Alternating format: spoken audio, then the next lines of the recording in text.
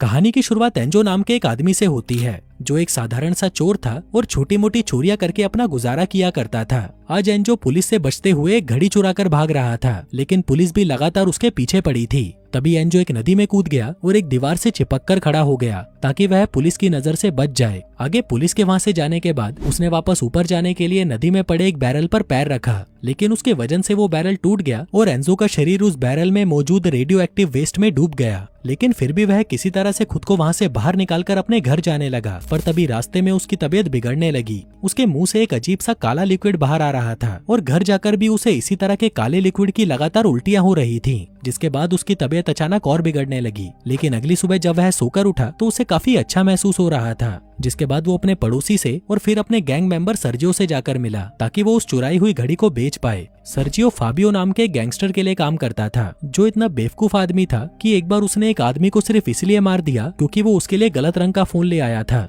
दूसरी तरफ सर्जियो ने एंजो से उस घड़ी को 100 यूरो में खरीद लिया और फिर उसे अपने साथ एक ड्रग डील में चलने को कहा। अब उसे पैसे अच्छे मिल रहे थे तो वो जाने को तैयार हो गया। इसके बाद जब वो दोनों सर्जियो के घर डील का सामान लेने पहुंचे तब वहां पर एंजो पहली बार सर्जियो की बेटी एलिसिया से मिला। एलिसिया थोड़ी सी अजीब थी, उसे बच्चों वाली ड्राइंग्स बनाना और एनीमे देखना पसंद था। उसका ऐसा मानना था कि एक दिन उसका सुपर हीरो उसे बचाने जरूर आएगा। फिर रास्ते में सर्जियो ने एंजो को बताया कि एमिलिया की माँ की डेथ के बाद उसके दिमाग पर बहुत बुरा असर पड़ा है, जिसके बाद से उसका बर्ताव पूरी तरह बदल गया। अब वो पूरा दिन सिर्फ कार्टून ही देखती रहती है। अब रास्ते में ये लोग 2 ड्रग सप्लायर्स को अपनी गाड़ी में बिठाकर एक सुनसान बिल्डिंग के पास आए। दरअसल ये ड्रग सप्लायर्स वो लोग थे जिनके पेट में सर्जरी करके ड्रग्स के पैकेट डाले जाते हैं ताकि पुलिस कभी भी इनको पकड़ ही ना पाए। लेकिन इनमें से एक आदमी के पेट में अचानक ड्रग का पैकेट फट गया और उसके ओवरडोज की वजह से उसकी जान चली गई। ये देखकर उसके भाई ने सारी गलती सर्जियो की बताई और फिर अपनी बंदूक निकालकर उसे शूट करने लगा। लेकिन मरने से पहले सर्जियो ने उस लड़के का सिर दीवार पर मारकर उसकी भी जान ले ली। लेकिन अपनी आखिरी सांस लेते वक्त उस आदमी ने एंजो को भी गोली मार दी और वो लड़खड़ाते हुए बिल्डिंग से नीचे जा गिरा। एंजो की जगह कोई और इंसान होता तो उसी वक्त मारा जाता, लेकिन एंजो किसी तरह बच गया। उसने तुरंत अपनी आंखें खोली और उठ खड़ा हुआ। उसे समझ नहीं आ रहा था कि उसके साथ ये क्या हुआ। दूसरी तरफ फाबियो और उसके लोग क्लब में नुंजिया लो कासिमो के साथ थे। नुंजिया शहर की सबसे बड़ी ड्रग कार्टर की लीडर थी। उसने जब फाबियो से उस ड्रग डील के बारे में पूछा तो उसने झूठ बोल दिया कि सब कुछ बढ़िया रहा, क्योंकि अगर उसने बता दिया कि उसके ड्रग्स की बैंड बच चुकी है तो वह मारा जाएगा। उधर जब एंजो घर लौटा तो एलिसिया उससे अपने पिता के बारे में पूछने लगी, लेकिन वो उसे कोई भी जवाब न देकर अपने फ्लैट के अंदर चला गया। पर इसके बावजूद भी एलिसिया उसके फ्लैट का दरवाजा खटखटाती रही, जिससे तंग आकर एंजो ने दीवार पर घूंसा मारा जो दरवाजे के आर पार निकल गया। ये देखकर वो खुद भी हैरान था कि ऐसा कैसे हो गया। इसके बाद उसने अपनी अलमारी को धक्का मारा जो तेजी से जाकर दीवार से चिपक गई। अब वो समझ गया था कि उस रेडियो एक्टिव वेस्ट की वजह से उसके अंदर सुपर ह्यूमन स्ट्रेंथ आ गई है। लेकिन एक चोर तो चोर ही होता है, इसलिए उस रात वो एक एटीएम मशीन उखाड़ लाया और उसमें से निकाले हुए पैसों से उसने अपने लिए ढेर सारा खाना खरीदा। उन शक्तियों की वजह से उसके जख्म भी जल्दी से ठीक होने लगे थे, यहाँ तक कि उसके कंधे पर लगी गोली का घाव भी कुछ ही घंटों में भर गया। वहीं दूसरी तरफ नीचे फाबियो एलिसिया से उसके पिता सर्गियो के बारे में पूछताछ करने लगा। उसे लग रहा था कि सर्गियो उसके ड्रग्स लेकर भाग गया, लेकिन एलिसिया को इस बारे में कुछ नहीं पता था, तो वह चुपचाप डरी सहमी खड़ी रही। तभी अचानक एंजो खिड़की तोड़कर एक मास्क और हुडी पहने उस कमरे में आया और अपनी सुपर पावर की वजह से उसने इन सारे गुंडों को पल भर में सीधा कर दिया। वो गुंडे भी समझ चुके थे कि वो उससे जीत नहीं सकते, इसलिए वो उससे माफी मांगते हुए चुपचाप वहां से निकल लिए। जिसके बाद एंजो एलिसिया को अपने फ्लैट में ले आया ताकि वह सेफ रह सके। वहीं एलिसिया को लग रहा था कि एंजो ही उसका वो एनीमे वाला हीरो है और आखिरकार वो उसे बचाने आ ही गया। वहीं उसकी दिमागी कंडीशन को देखते हुए एंजो ने भी उसकी हाँ में हाँ मिला दी। दूसरी तरफ फाबियो ने एंजो की एटीएम मशीन चुराने वाली वीडियो देख ली जो कि इंटरनेट पर वायरल हो रही थी, जिसे देखकर उन्हें यकीन हो गया कि ये वही आदमी है जिसने कुछ दिनों पहले उनकी पिटाई की थी। तभी फाबियो का राइट हैंड एंटोनियो वहां पर आया और उसने फाबियो को सलाह दी कि हमें नुंजिया के पैसे किसी से लोन लेकर उसे चुका देने चाहिए। लेकिन फाबियो कहता है कि नहीं, इसकी बजाय हम एक बैंक की गाड़ी को लूटेंगे और इसकी प्लानिंग फाबियो ने पहले से ही कर रखी थी। दूसरी तरफ एंजो को भी सर्जियो के डॉक्यूमेंट्स में उसी गाड़ी को लूटने का एक प्लान मिला। अगले दिन फाबियो और उसके लोग अपने पूरे हथियारों के साथ उस गाड़ी के आने का इंतजार करने लगे, लेकिन तभी एंजो ने उनसे पहले ही उस गाड़ी को रोककर सब कुछ लूट लिया। तभी फाबियो ने उस पर गोली भी चलाई, लेकिन एंजो पर इसका कोई असर नहीं हुआ और वो आसानी से उनसे बचकर भाग निकला। अब रात में एंजो और एलिसिया ने एक साथ बैठकर एलिसिया का फेवरेट एनीमे देखा। यहाँ एंजो को पता चला कि बीते कुछ सालों में किसी ने उसे सेक्सुअली अब्यूज किया था।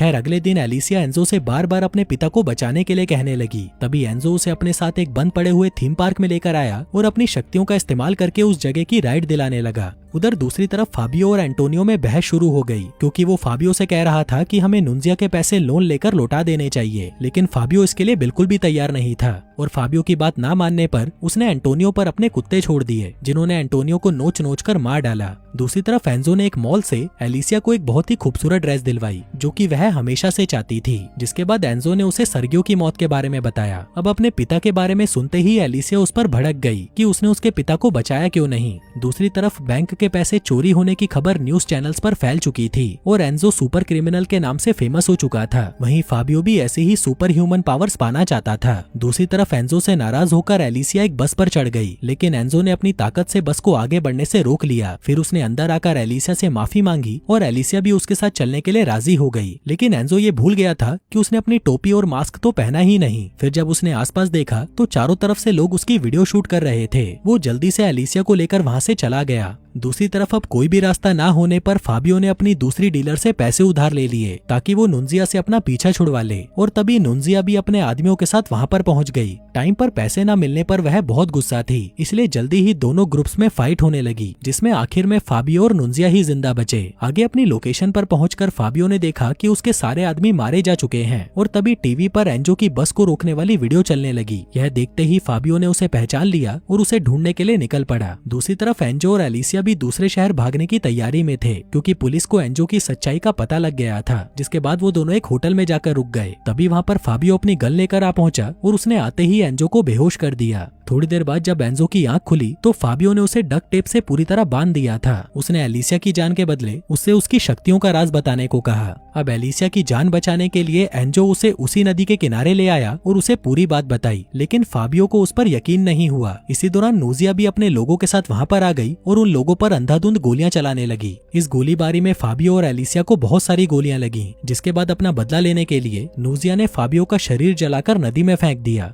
उधर अपनी आखिरी सांसें ले रही एलिसिया ने एंजो से अपनी ताकत के इस्तेमाल से लोगों की मदद करने को कहा। भले ही एंजो के शरीर में कितनी भी ताकत थी, लेकिन इस वक्त वह खुद को बहुत ही बेबस महसूस कर रहा था। अगले दिन फाबियो उस नदी में से बाहर निकला और अब उसके शरीर में भी एंजो की तरह सुपर ह्यूमन पावर्स आ चुकी थी। जिसके बाद वो नुंजिया के अड्डे पर गया और वहाँ मौजूद सभी लोगों को मार डाला। उसने उन्हें मारते हुए अपनी एक वीडियो भी बनाई ताकि वो एंजो की तरह फेमस हो जाए। वहीं दूसरी तरफ एंजो एलिसिया की मौत से परेशान इधर उधर भटक रहा था। तभी सड़क पर एक गाड़ी का एक्सीडेंट हो गया और एंजो ने अपनी शक्तियों के इस्तेमाल से उस जलती हुई गाड़ी में से एक बच्ची की जान बचाई। उस बच्ची की मां ने एंजो का शुक्रिया किया, पर तभी एंजो ने फाबियो को टीवी पर देखा, जो कि कह रहा था कि कुछ देर में वो फ्रांस के सबसे बड़े स्टेडियम को बॉम्ब से तबाह कर देगा, क्योंकि वो सिर्फ ये मजे के लिए करना चाहता है। यह देखते ही एंजो जल्दी से स्टेडियम पहुंचा, जहां हजारों लोग मैच शुरू होने का इंतजार कर रहे थे। तभी उसे वहां पर फाबियो भी मिल गया, जिसके हाथ में बॉम्ब का रिमोट था। इसके बाद उन दोनों के बीच में एक जोरदार लड़ाई हुई, पर तभी मौका देखकर फाबियो स्टेडियम के अंदर भागा। एंजो ने उसका पीछा भी किया, लेकिन इससे पहले कि वो उसे रोक पाता, फाबियो ने बॉम्ब को एक्टिवेट कर दिया। तभी एंजो उस बॉम्ब को उठाकर नदी की तरफ भागने लगा ताकि वो बॉम्ब को लोगों से दूर भेज दे। वो उस बॉम्ब को नदी में फेंकने वाला था, तभी फाबियो ने धक्का देकर उसे नीचे गिरा दिया। वहीं वो बॉम्ब ब्रिज पर जा गिरा, जिसके फटने में सिर्फ 1 मिनट बाकी था। अब वो बॉम्ब जब फटने ही वाला था,